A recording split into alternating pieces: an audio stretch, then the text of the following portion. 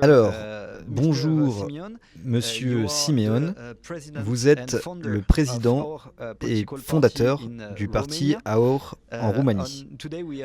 Aujourd'hui, nous discutons avec vous des élections présidentielles et plus généralement de la situation politique dans le pays. Pour nos auditeurs, rappelons que le 24 novembre a eu lieu le premier tour des élections présidentielles en Roumanie. Le candidat conservateur indépendant, Călin Georgescu, était en tête à l'issue de ce premier tour. Cependant, ces résultats, qui n'ont pas été bien accueillis par certaines forces d'opposition nationales et européennes, ont conduit à l'annulation du scrutin par la Cour constitutionnelle roumaine en raison d'allégations d'ingérence russe et d'irrégularités dans le financement de la campagne. En conséquence, de nouvelles élections auront lieu le 4 mai prochain. À ce jour, les sondages vous placent en tête avec 32% des intentions de vote. Pensez-vous que la victoire est proche ou craignez-vous que la gauche puisse former des alliances contre nature afin de vous voler définitivement ces élections ? Mon premier objectif est d'organiser des élections libres afin de rétablir la démocratie.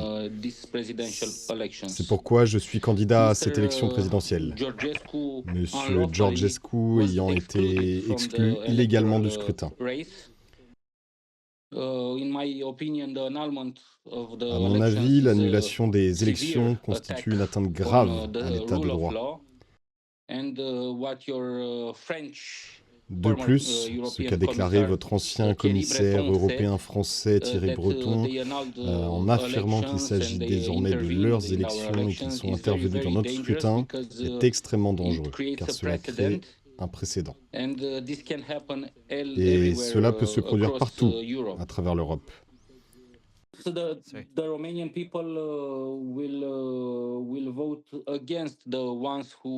Le peuple roumain votera contre ceux qui sont responsables du coup d'État qui a eu lieu le 6 décembre.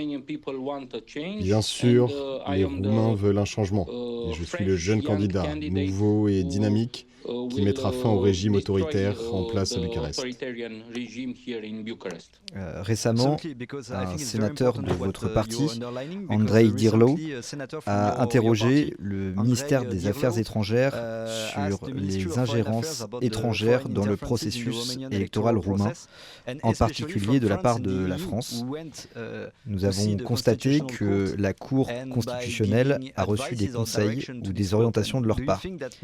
Pensez-vous qu'il existe aujourd'hui une véritable menace contre la souveraineté roumaine de la part des nations occidentales et de l'Union européenne ? Je respecte les nations occidentales. Nous faisons partie du monde libre, mais nous ne pouvons pas accepter les ingérences étrangères visant à annuler des élections libres et à imposer des candidats marionnettes comme vainqueurs. Donc oui, nous subissons une ingérence de Bruxelles, et en particulier de la part de M. Macron. Nous avons vu l'ambassadeur de France se rendre auprès des membres de la Cour constitutionnelle, ce qui est un scandale diplomatique et peut être considéré comme une attaque contre la souveraineté de la Roumanie. Nous constatons également que de nombreuses personnes proches du parti de M. Macron occupent aujourd'hui des postes influents en Roumanie. Pas plus tard qu'aujourd'hui, l'ancien commissaire européen et notre ancien ministre, Julian Cioloș, a été nommé conseiller spécial du président intérimaire. Donc oui, je dirais que si M. Macron parle d'une prétendue ingérence russe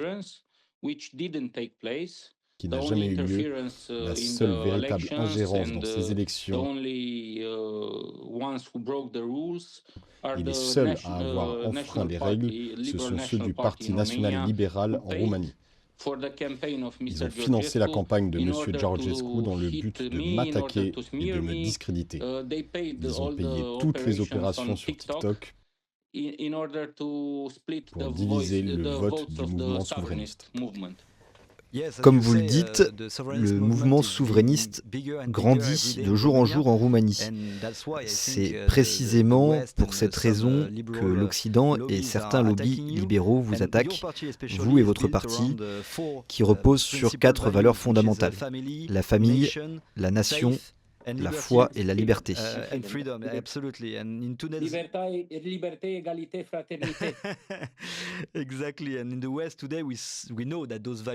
Aujourd'hui, nous savons que ces valeurs sont attaquées en Occident. Quelle est la situation en Roumanie et en quoi pensez-vous que défendre ces valeurs est essentiel pour l'avenir du pays ? Nous l'avons vu pendant la période du Covid. Nous sommes confrontés à un régime autoritaire qui n'est pas très démocratique. On a imposé aux médecins de recommander la vaccination obligatoire comme solution. Nous nous sommes battus contre les restrictions obligatoires pendant la période du Covid et maintenant, ce sont les médecins qui sont pointés du doigt. Je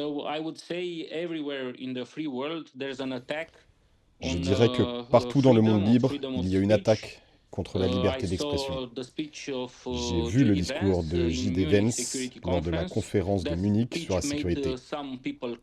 Ce discours a fait pleurer certaines personnes, notamment les organisateurs, mais chaque mot était vrai. Nous sommes confrontés à une sorte de phénomène de politiquement correct qui remet en cause les principes fondamentaux sur lesquels l'Union européenne a été construite. Nous voulons faire partie de l'Union européenne, mais de cette Union européenne des pères fondateurs, celle d'Adenauer et de De Gaulle, un espace de liberté, un lieu où l'on peut s'exprimer librement et non un endroit où les traités sont modifiés par des bureaucrates européens non élus, sans visage, sans nom et sans légitimité démocratique. En parlant de liberté, je pense que l'une des libertés essentielles est de pouvoir vivre du fruit de notre travail, de l'argent que nous gagnons durement.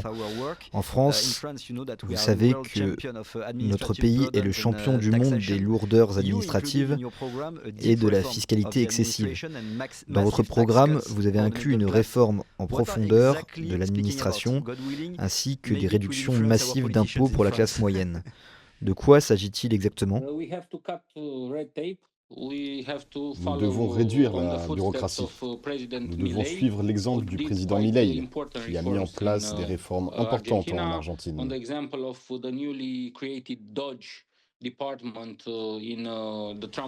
À l'image du département récemment créé sous l'administration Trump, pour lutter contre le gaspillage, nous devons éliminer les bureaucrates qui ne produisent rien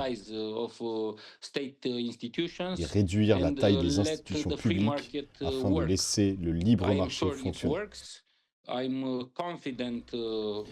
Je suis convaincu que cela fonctionne. J'en suis certain.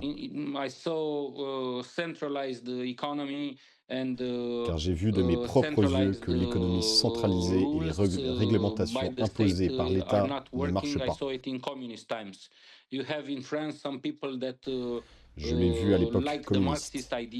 En France, certaines personnes admirent encore les idées marxistes et le Parti communiste.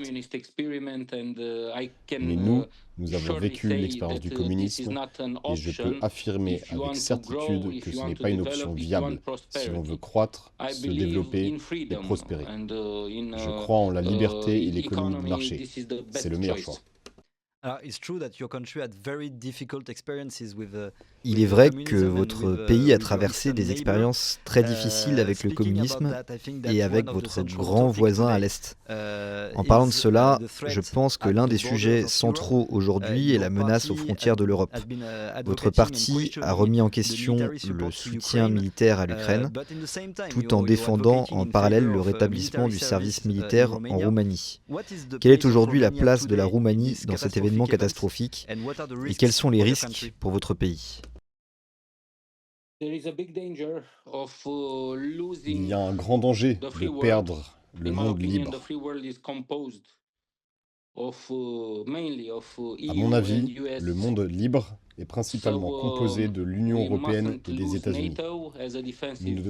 Nous ne devons donc pas perdre l'OTAN en tant qu'alliance défensive. Nous devons préserver les alliances de sécurité qui ont fonctionné après la Seconde Guerre mondiale. La Pax Americana a fonctionné. Nous sommes donc aux côtés de nos amis américains qui veulent revenir au bon sens. La victoire de Donald Trump a été claire. Et le plus grand danger pour nous, en tant que Roumains, serait une rupture entre l'Union européenne et les États-Unis. C'est pourquoi, au niveau européen, en tant que vice-président exécutif du parti ECR, le parti le plus pro-transatlantique, nous plaidons pour de bonnes relations entre l'Europe et l'Amérique. Espérons qu'à l'avenir, nous aurons également un gouvernement de droite en France. À l'image du modèle italien qui fonctionne, qui génère de la prospérité pour les Italiens et qui remet l'Italie au premier plan sur la scène géopolitique.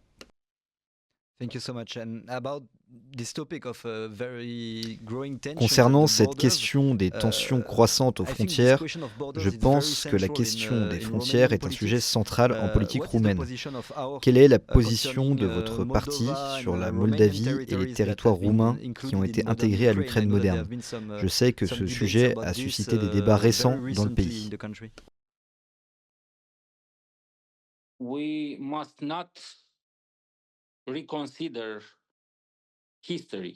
Nous ne devons pas réécrire l'histoire, ni chercher à nous venger. Nous respectons tous les traités internationaux ainsi que les frontières reconnues internationalement.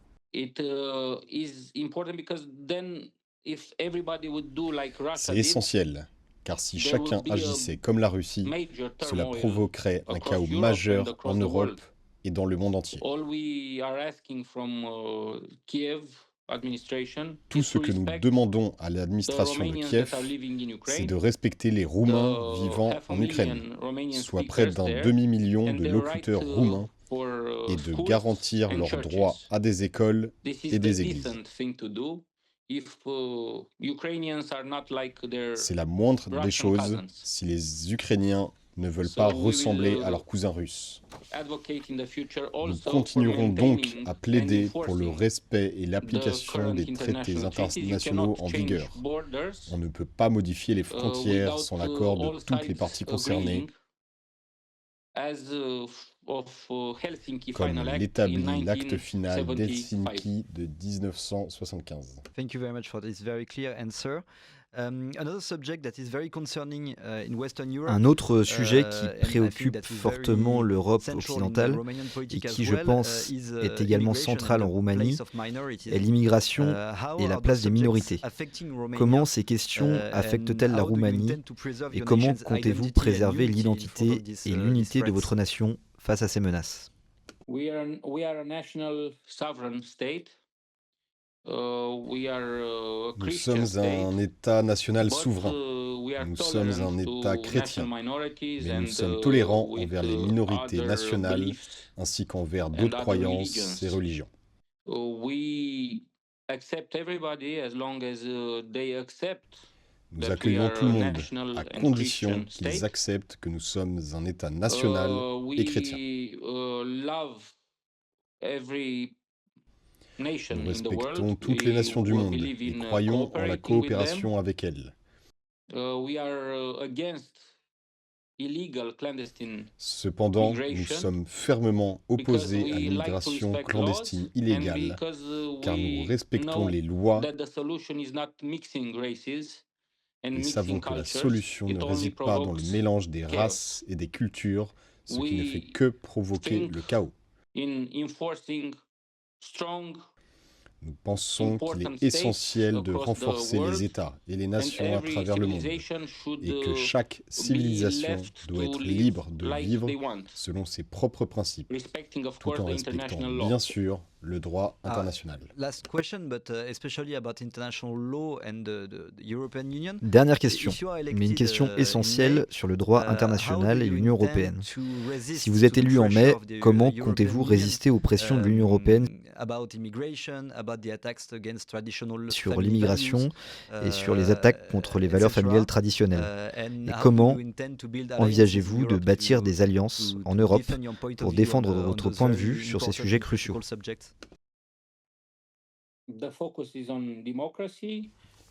L'enjeu principal est la démocratie. Nous devons obtenir une majorité au prochain Parlement européen. Je parle ici en tant que vice-président du parti ECR, mais aussi en tant qu'ami de nombreux partis conservateurs, souverainistes et patriotiques à travers l'Europe. Nous devons tous nous unir et ramener le bon sens. Nous devons retirer le pouvoir des institutions bruxelloises pour le rendre aux gouvernements nationaux, tout en maintenant l'Union européenne. Je pense que l'Italie est un modèle de préservation de la souveraineté nationale et de concentration sur la prospérité. Nous suivrons donc l'exemple du gouvernement de centre-droit italien.